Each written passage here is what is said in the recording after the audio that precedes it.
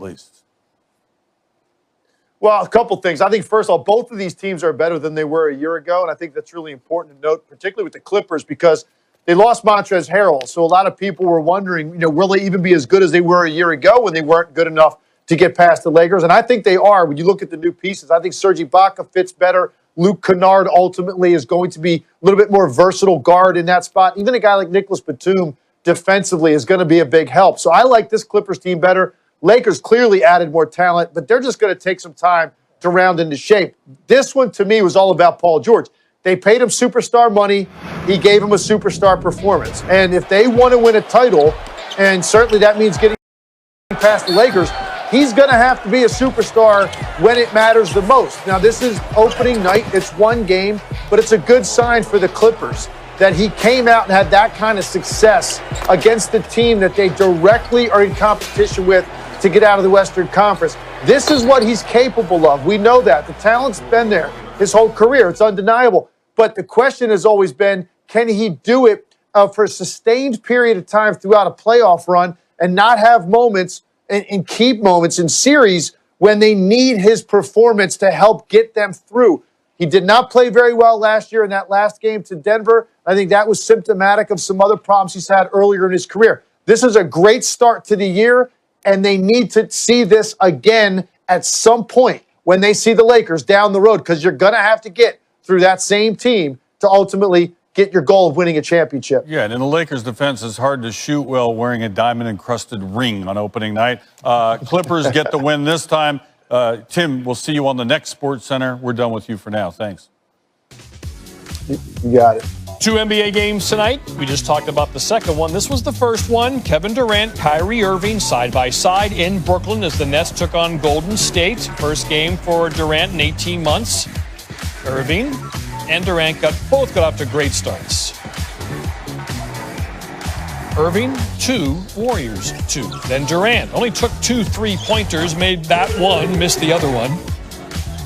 Minute later, no problem. Double team knocks it in. Under 9 minutes to play in the first. And 1, he made the free throw. So Durant has 8, Kyrie has 2, Warriors 6. Irving, roll that 3-pointer in. Less than a minute later. Baseline, Durant can still dunk. He'd be in like his 14th season in Seattle right now. He's 32 years old now. Yeah. Kyrie's 28, makes it with the left, as you can see. The Warriors, meanwhile, were shooting the ball like LA Fitness dudes. They had the LA Fitness shooting percentage tonight.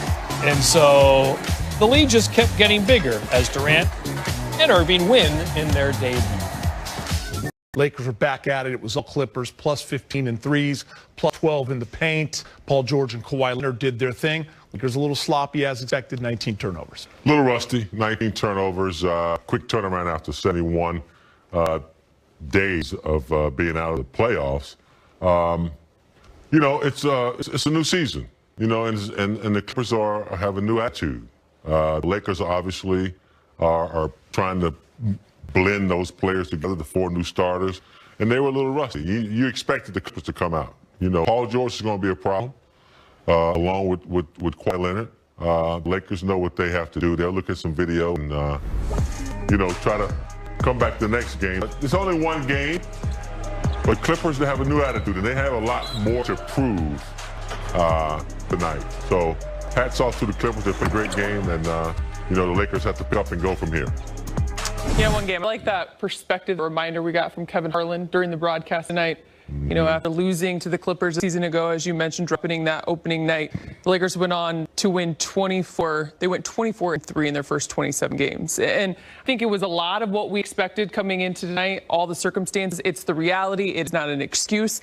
The Clippers showed up and did what they were supposed to do. I think that's an element we can't forget, was there's a lot of motivation on their side as well, given how things went for them last season, a season ago. And they came out and they did what they were supposed to do.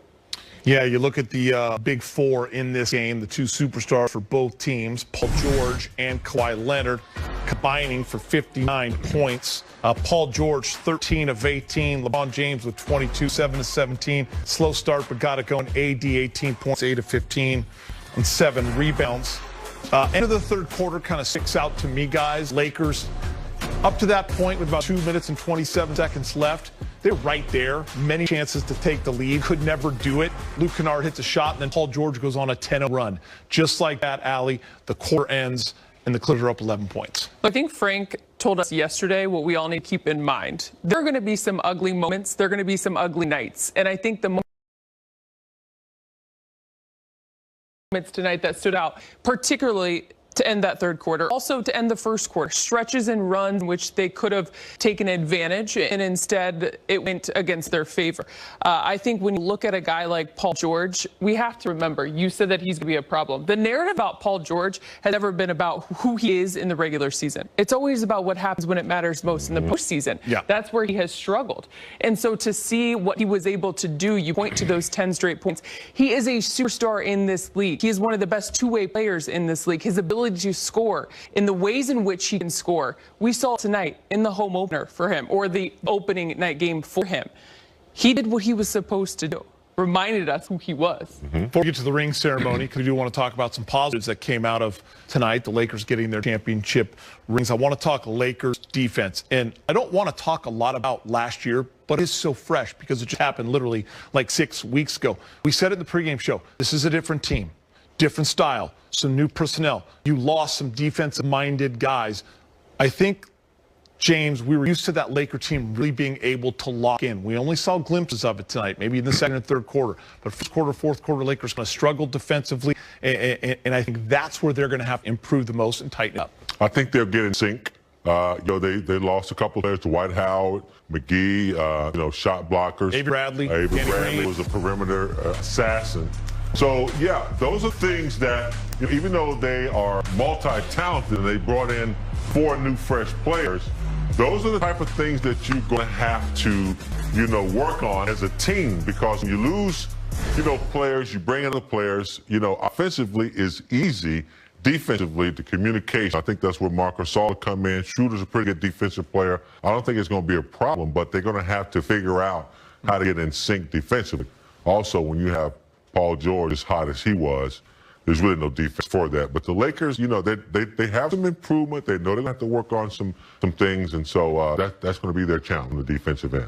They often say, though, that's not, when it comes to the defensive end of the floor, it's not about the size per se, though that was a luxury for the Lakers last season and they made that work.